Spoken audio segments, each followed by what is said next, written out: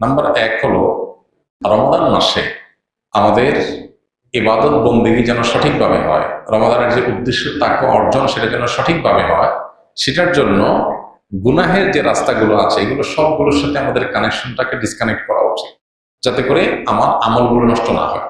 যেমন আমরা Facebook, YouTube, social media আসক্তি আছে, এখানে ভালো জিনিস দেখতে গিয়ে খারাপ জিনিস দেখা হয়, তাহলে এই অ্যাপ ডিলিট করে দেন রমজান উপলক্ষে। 1 মাসের জন্য দূরে থাকেন, দেখবেন আপনার ইবাদত আর ভালো কাজের পরিবেশ মনোজগতে তৈরি হয়েছে। দ্বিতীয়ত, কখন কোন আমলটা করবেন এটার জন্য একটা প্ল্যান, একটা শিডিউল আপনি ফিক্স করে ফেলেন। আমি দিনের এই সময়টাতে এই কাজটা করবো, ওই সময়টা এই কাজটা করবো, বাস ফিক্স। এটা আমি ব্যতিক্রম যেন নামাজটা খেয়াল রাখি, এটা করে ফেলতে পারেন। আমরা সুন্নাহ ফাউন্ডেশন থেকে গত বেশ কয়েক বছর যাবত রমাদান প্ল্যানার নামে একটা প্ল্যানার আমরা তৈরি করি। এবছর সেটা ডাবল কলাবরি করেছি, আমরা আগের জিনিসপত্র পরিবর্তন করে নতুন অনেক জিনিসপত্র দিয়ে সেটাকে আমরা তৈরি করেছি। এটা যদি পরিপূর্ণভাবে কেউ ফলো করে, ইনশাআল্লাহ তার রমাদানটা যথেষ্ট অর্থবহ হবে, আমরা বিশ্বাস করি। অতএব এটা আপনার কাছে থাকতে পারে, অথবা অন্য কোনো প্ল্যান আপনি নিজে দাঁড় করাতে পারেন নিজের জন্য। এগুলো নিজের আমলের সুবিধার্থে আপনি দাঁড় করালেন। তৃতীয়ত, রমাদানের সঠিক পরিকল্পনা অংশ হিসাবে বিগত রমাদানগুলোতে আমার কি কি কারণে আমল ইবাদত হয়নি, কোন কোন ব্যস্ততা, কোন কোন ঝামেলার কারণে করতে চাইও হয়নি, সেগুলো চিহ্নিত করেন, করে এই রমজানের যেন আর না হয় সেটার জন্য প্ল্যান করেন। শেষ 10 দিন যদি আপনি এতেকাফে বসার সিদ্ধান্ত নিতে পারেন, আগে সব কাজ কাম ঝামেলা সেরে 10 দিন এতেকাফে বসেন, তো অটোমেটিক আপনার রমজান দেখবেন অর্থবহ হওয়া অনেক ইজি হয়ে গেছে। মসজিদে বসে আপনি 10 দিন ইবাদত করবেন, সুযোগ তৈরি হবে, বাইরের সাথে ডিসকানেক্টেড হয়ে যাবেন। আমাদের যে অনেক কানেকশন, অনেক যোগাযোগ, আমাদের এক একজনের ফেসবুকে 4-5 হাজার বন্ধু, যার 5 হাজার বন্ধু আছে সেই ইবাদত কখন করবে? মানে বন্ধুর হক আদায় করতে করতে তো শেষ। বন্ধু মেসেজ দিছে, কি দিছে, বন্ধুর নোটিফিকেশন আসছে, বন্ধুর জন্মদিবস নোটিফিকেশন আসছে, তার উইশ করো, বন্ধু পোস্ট দিছে সেখানে কমেন্ট করো, লাইক দাও। মানে এই তামাশা যদি করতে করতে 5 হাজার বন্ধু, কি সোজা কথা? এই জন্য আমরা যদি এই সমস্ত কানেকশন গুলো থেকে একটু সরে আসতে পারি, এতে কাফে বসেন শেষ 10 দিন, আরো সম্ভব হলে 20 দিন বসেন, দেখুন আপনার আমল নেই করা সহজ হবে। এই জগতের ব্যস্ততাগুলো থেকে সরানো ছাড়া আমলের পরিবেশ আসলে খুব বেশি হয় না। এর জন্য সৎসাহস দরকার, সঠিক হিম্মত দরকার। আমরা রমাদানকে কেন্দ্র করে এই জন্য 3টা বই লিখেছি আলহামদুলিল্লাহ। একটা হলো রমাদান প্ল্যানার, যেটার কথা বললাম, একটা হলো মাহে রমজানের সাথে আমল, এটা আরেকটা বই ছোট্ট। আরেকটা হলো তারাবিতে প্রতিদিন কি পড়া হয়। সব মসজিদে বাংলাদেশে একই নিয়মে তারাবি হয়, একই নম্বর পারা চলে, ওই পাড়ার নির্যাস কি সেটা আমরা ওখানে উল্লেখ করেছি। তারাবি সালাতে কোরআনের বার্তা, এই বই। এটা যদি নিয়মিত পড়েন তাহলে কোরআন সম্পর্কে আপনার ধারণা হয়ে যাবে, তেলাওয়াতের পাশাপাশি অর্থটা বোঝার তৈরি হবে, কোরআনে আল্লাহ কি বলেছেন পুরো রমজানে আপনার সামনে জানাটা সহজ হবে। আল্লাহ তাআলা আমাদেরকে অর্থবহ রমাদান কাটাবার তৌফিক দান করুন। আমি একজন আলিয়া মাদ্রাসার শিক্ষার্থী। কিছুদিন আগে আমি একটি মেয়ের সাথে অবৈধ সম্পর্কে লিপ্ত হই। পরবর্তীতে আমার ছাত্রাবাসের একজন শিক্ষকের মুখে অবৈধ সম্পর্কের ভয়াবহতা সম্পর্কে জানতে পেরে আমি সম্পর্ক ছিন্ন করার সিদ্ধান্ত নিই। তবে মেয়েটি আমাকে জানায় যে আমি যদি তার সাথে যোগাযোগ বন্ধ করি তাহলে সে নিজের ক্ষতি করে ফেলবে। এমন অবস্থা আমার করণীয় কি? প্রথম কথা হলো যে, হারাম কোনো কাজ থেকে কেউ যদি ফিরে আসার সিদ্ধান্ত গ্রহণ করে তাহলে সেক্ষেত্রে বিভিন্ন বাধা আসবে, এই বাধাগুলো তাকে দূর করার চেষ্টা করতে হবে।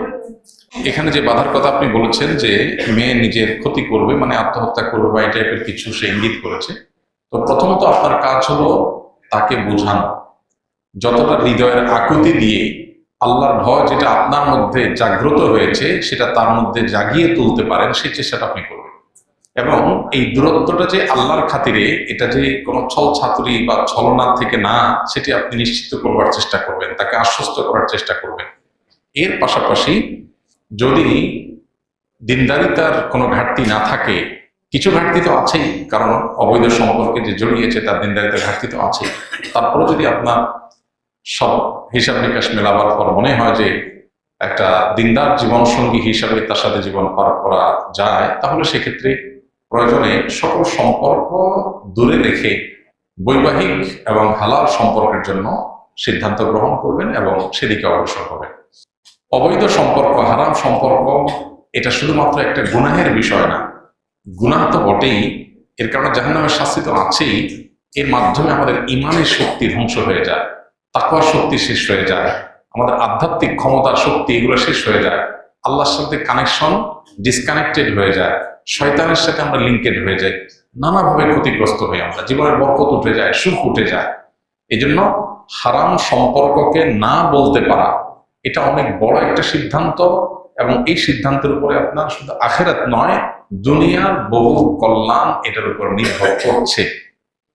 পৃথিবীতে যে সমস্ত সমাজে এই বিবাহ বহির্ভূত সম্পর্ককে তেমন কোনো দোষের বিষয় মনে করা হয় না, যারা এটাকে র্যান্ডম অন্য 10টা সাধারণ বন্ধুত্বের মতো মনে করে, অবৈধ অন্যায় মনে করে না, সেসব সমাজগুলোতে অনেক চকচকে তকতকে আপনার লাইফ বাহ্যিক এবং খোলা চোখে আপনি দেখতে পাবেন, কিন্তু ভেতরে একটু ঢুকলেই দেখবেন হতাশা, ডিপ্রেশন, অশান্তি এগুলো পরিপূর্ণ হয়ে আছে।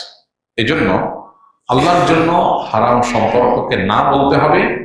এখন যাকে আপনি এতদিন হয়তো বিবাহ করবেন প্রতিশ্রুতি দিয়েছেন, ওয়াদা করেছেন, তিনি হয়তো মনে করবে আপনি কোনো কারণে প্রতারণা করছেন, এই জন্য তাকে আশ্বস্ত করবার জন্য সেরকম হৃদয়ের আকুতি দিয়ে চিঠি লিখে, মেসেজ লিখে, মেইল পাঠিয়ে তাকে বোঝাবার চেষ্টা করেন, এবং সেই সাথে যদি বিবাহ করার মতো হয় বিবাহ করে ফেলেন বা বিবাহ করার প্ল্যান করেন, কিন্তু সম্পর্ক বলেন যে আপনার কোনো সম্পর্ক থাকবে না।